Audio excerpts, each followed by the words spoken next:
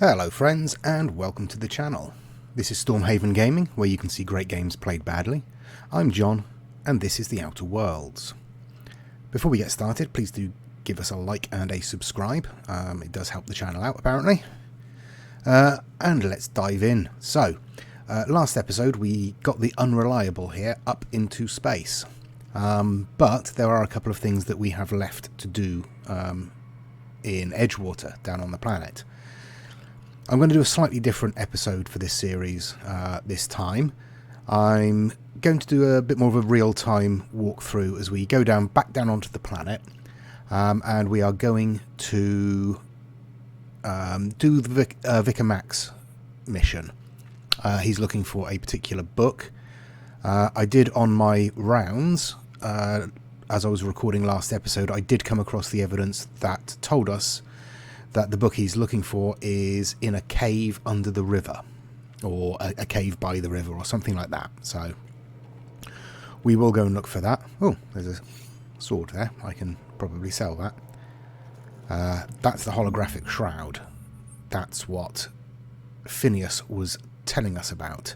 So this projects a disguise on you and your companions that gives you access to restricted areas, provided you have the correct ID cartridge for that area. Restricted areas are off limits to unauthorized personnel and would otherwise result in being attacked on sight. Okay. Make yourself at home, Captain. Thank you, Ada. I think I will. Right, but let's have a look around the ship, because we haven't really explored this yet. So this is where we come in. This is our entrance. This is the Unreliable. Our cockpit is over here with Ada, our ship's computer, and our navigation terminal. So that opens up the system map and we can choose where to fly from here. But we need to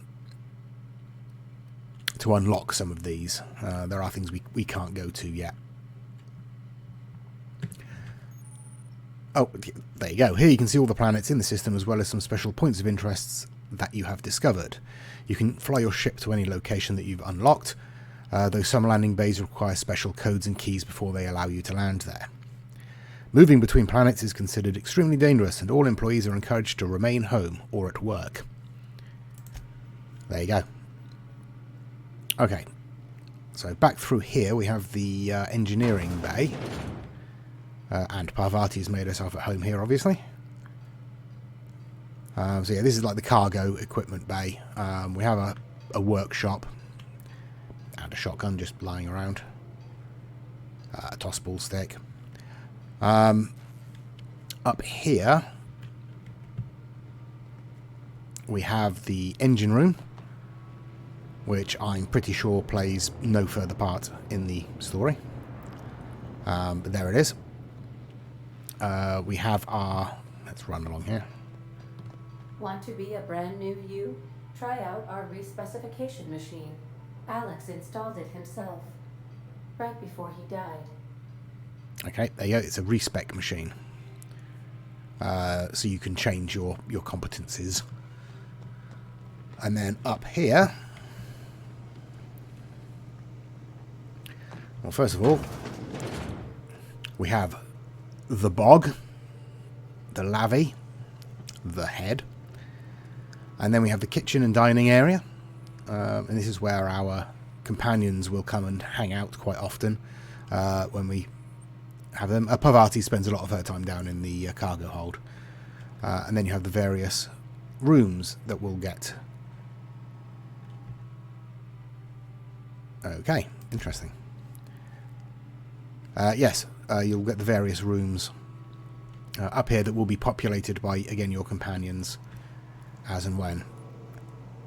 And here's a robot, but we'll talk to him later.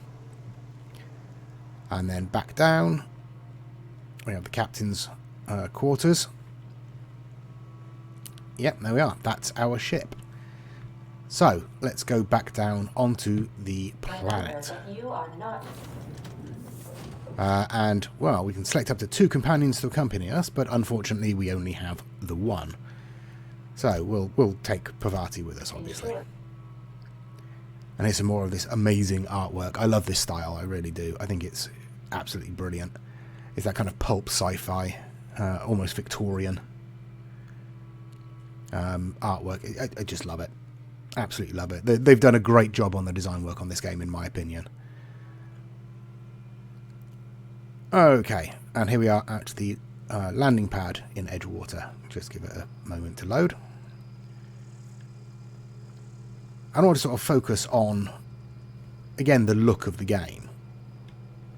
So doing it as sort of real time. Hello, that's a very big gun you're carrying. Looking at it in real time to sort of take a moment to step back and look at the work that's gone into making this feel like a real place. Those backgrounds are spectacular, with the auroras and the rings. And it's that very, very colourful, bright and almost sort of neon colour palette that I was talking about in I think the first episode that put me off for a while. But honestly, I think it's spectacular now. I really have grown to love it. Okay, we don't want to go through the town. We'll head around. We'll start running because that will save us some time. So we want to get to the other end of town, I think, because we want to find the river, which I believe is right here. Okay, so there is a cave somewhere along the river. And even though I have played this before, I absolutely cannot remember where it is. I used to skip rocks in the river till Constable Reyes ticketed me for unlicensed terraforming. I think she was jealous. She don't know how to skip rocks or anything. Okay, what are we got? Because I saw some movement over here, so let's... Oh.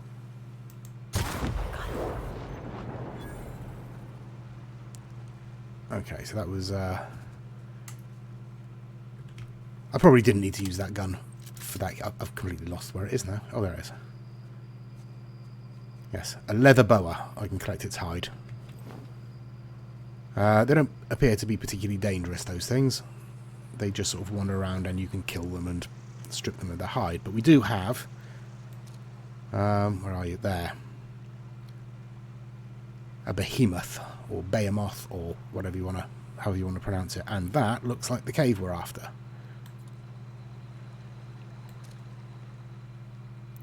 Okay, so there's another one up there.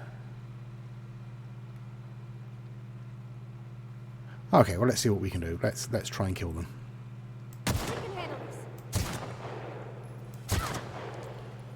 Okay. Oh, there's a few of them.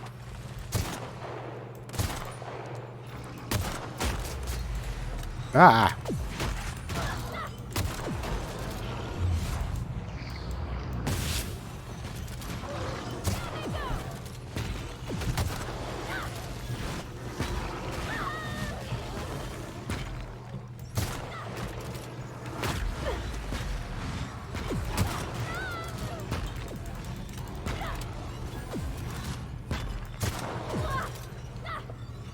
Okay.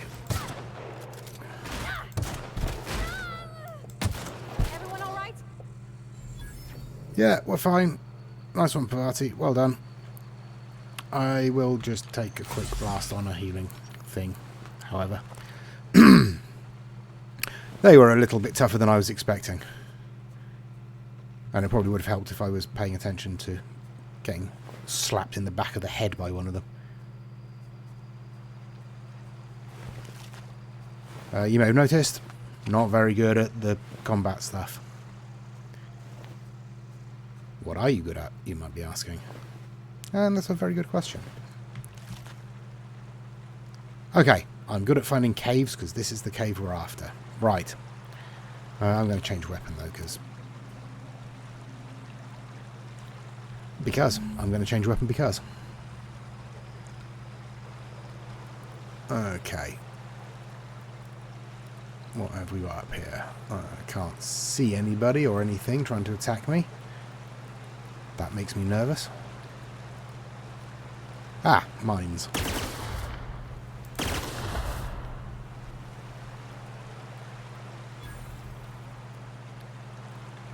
Any more for any more? No, okay. Right, what have we got here? Nothing. A couple of bottles of booze. Always welcome. A bit cartridge, some Adreno. Some helpful mag picks. Some tarmac and cheese. And let's open this. There we go, the Journal of M'Bakonu. That's the book that Vicar Max was looking for. So we will take that. Bit cartridges, a grenade launcher, and some weapon parts. Okay, that's not too bad at all. Right, let's head back into Edgewater. We might as well go back the way we came. We'll go back into Edgewater and we'll talk to Vicar. Sorry, I'm trying to figure out the running. There we are. We had a bit of a problem there. Oh, a dead bird. Okay, yeah, there we go. I think I've figured out the running now. God.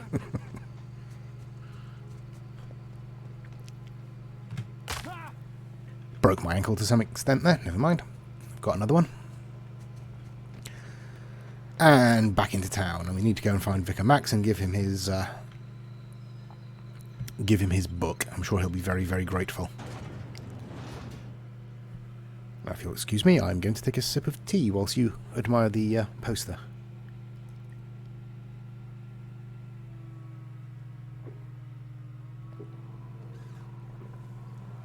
Ah, that's better. Right. Back into Edgewater. And of course, it's no longer under the control of Reed Thompson, because we have ousted him and replaced him with Miss McDevitt, Grandmother Adelaide, who's chopping up human corpses to feed her flowers. Hello, Vicar Max. How are you doing, my friend? It's a fine new day in Edgewater. The cannery hums, streetlights and faces glow. I suppose this means the two of you were able to sort out the matter? Well, we certainly were. It seemed like the better choice. The greater good can be difficult to determine. None of us can know the effects of our decision in a year, or 10, or 100. Take comfort in the fact that your choices are always, ultimately, in line with the grand plan.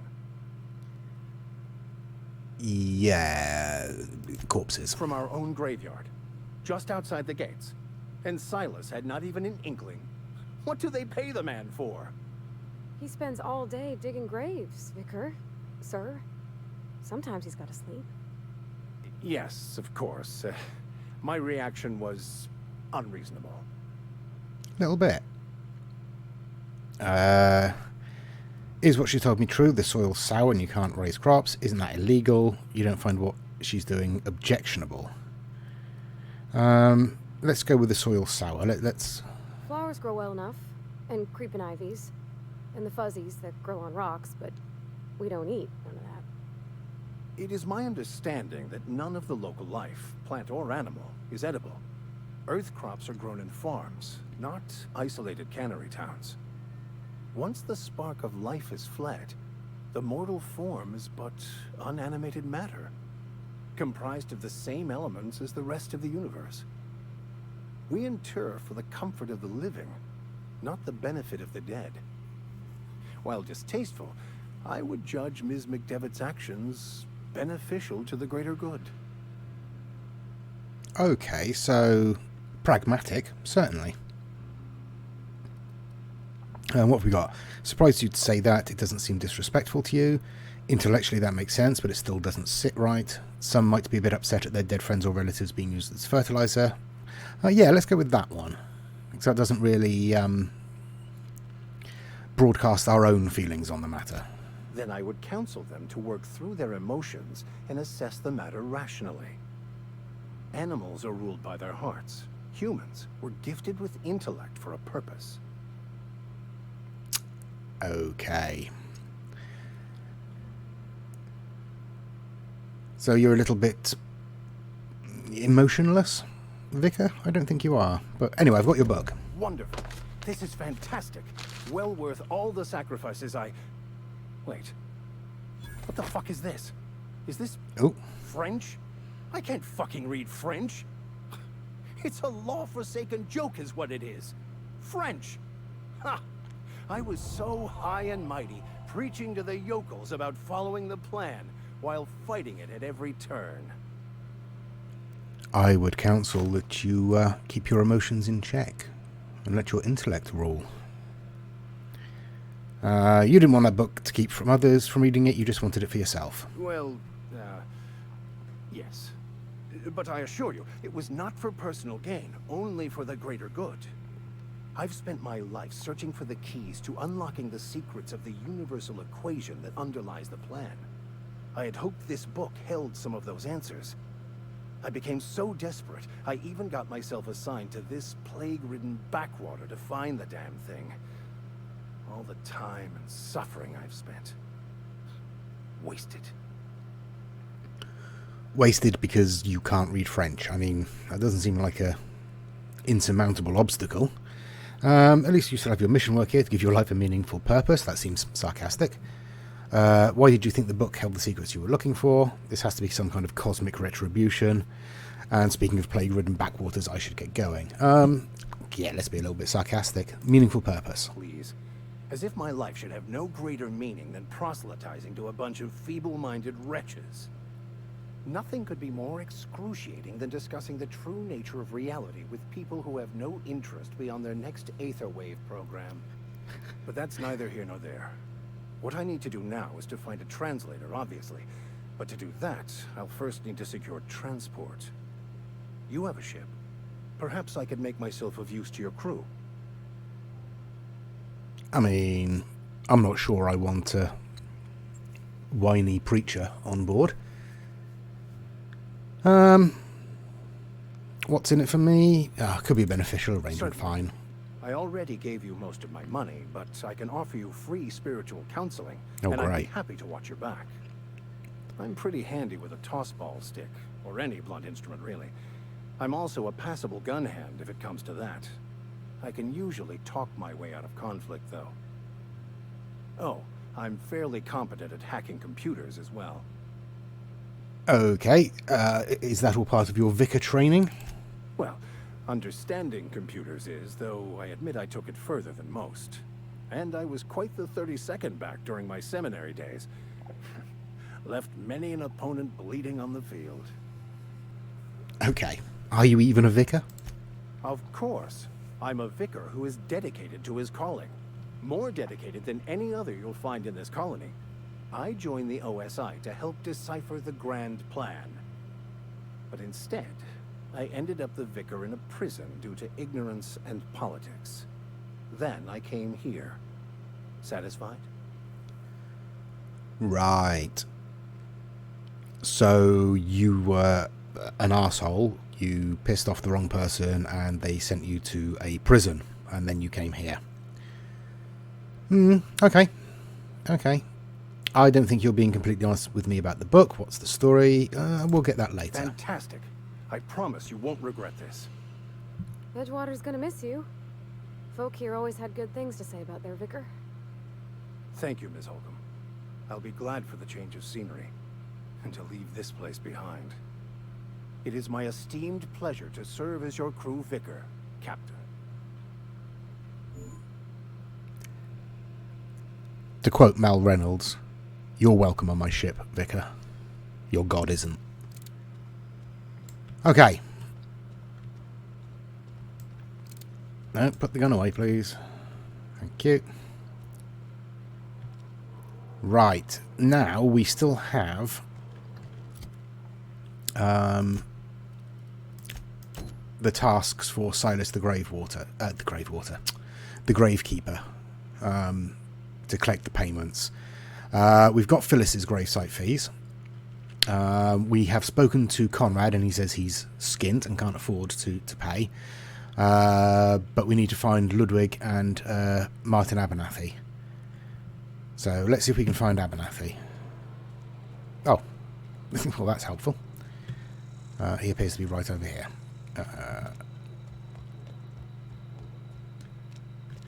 Oh, Zoe's back in town. Hello, Zoe. Oh, I've lost Martin Abernathy now. Where is he? Oh. Okay.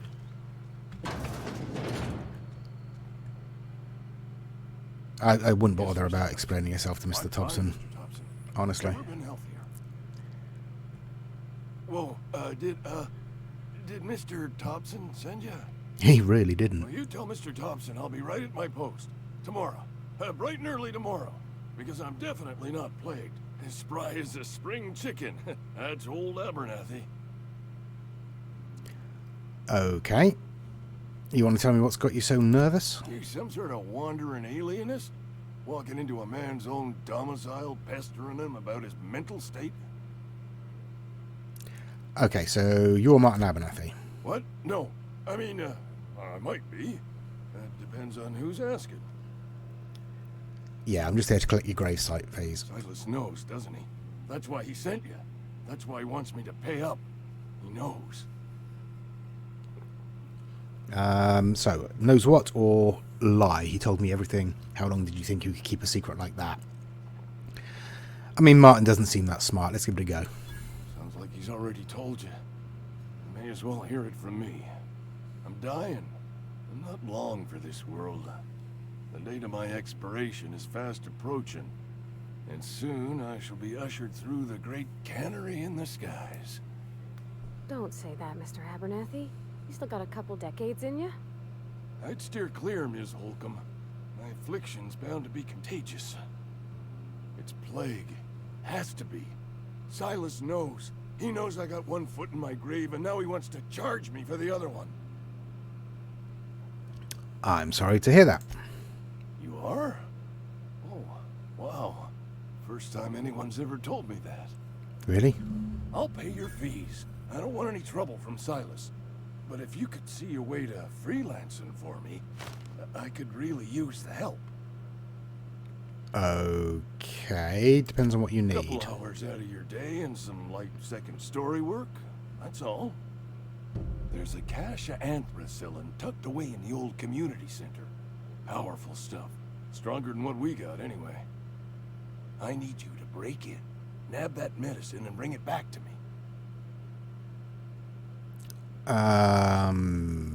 Well, we do already have it, but do we want to give it to him? I'll say I'll do it. You oblige me with your haste.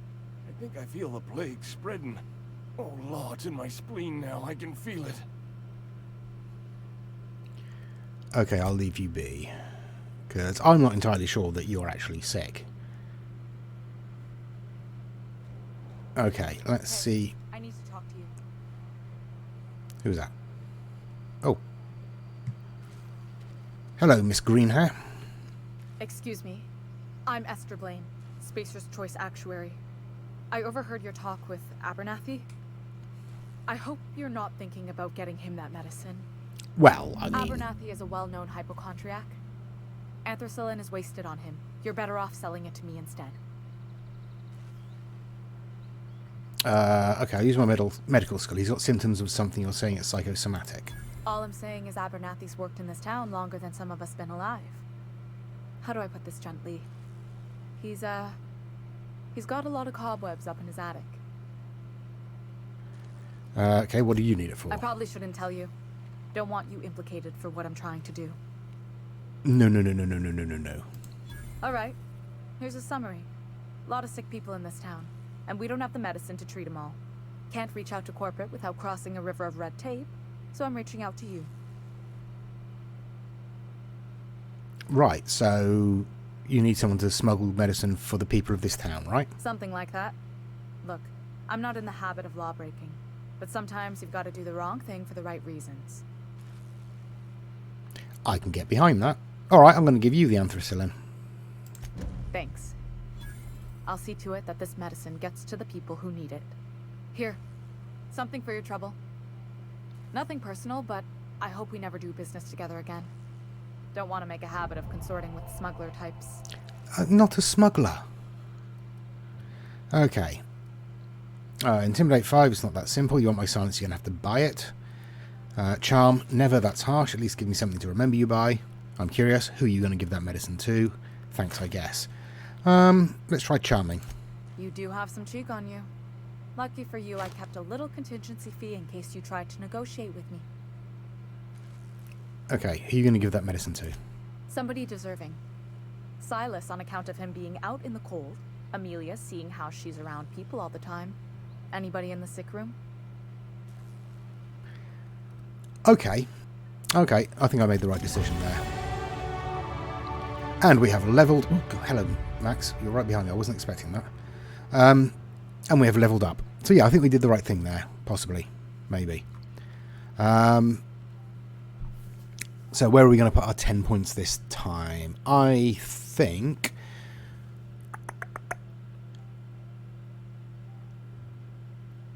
Yeah, I think 5 into leadership. Or should I put all... No, I'm going to put all 10 into leadership. Yeah. All 10 into leadership. There we go. Oh, and of course we can level up Vicar Max as well. So you have a sawn-off shotgun that does nearly 300 DPS. That's quite nice. It's got a magnum fitted. And you have a telescoping staff that does 109.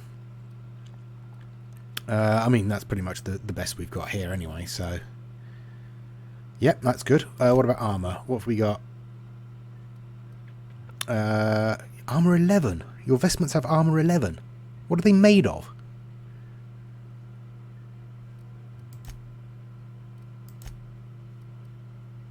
Yeah, my armour is 4 and it's riot control armour. What are your congregations like? Damn, Max. Anyway. Yeah, we got nothing really that can happen. We can give him a helmet. Why not? Make him even tougher. And what perks do we have? So, I can increase my hack skill by 10 when he's in the party. Then we get the threat generated and the health. I think we'll actually increase our hack skill. Oh, yeah, oh no, we've only got one perk point. But yeah, we'll go for that. Okay, and I didn't mean to close that at all. Right, we need to find Ludwig and Conrad. But this has already gone on for a bit longer than I was planning, so we will leave it there for this episode. As I said, we are doing a shorter one, a bit more real time. Hopefully you enjoyed it. Please give us a like and a subscribe. Please give us a comment. Let me know what you think of this game and the way I'm playing it. Oh, interesting wanted posters. I wonder if these... Okay, so you can collect bounties as well if you can find those people. Anyway, presumably. Yeah, anyway, we will leave it there. Thanks very much for joining us. So join us next time. Hopefully we'll get some more missions done. Take care of yourselves until next time. Stay safe, and goodbye.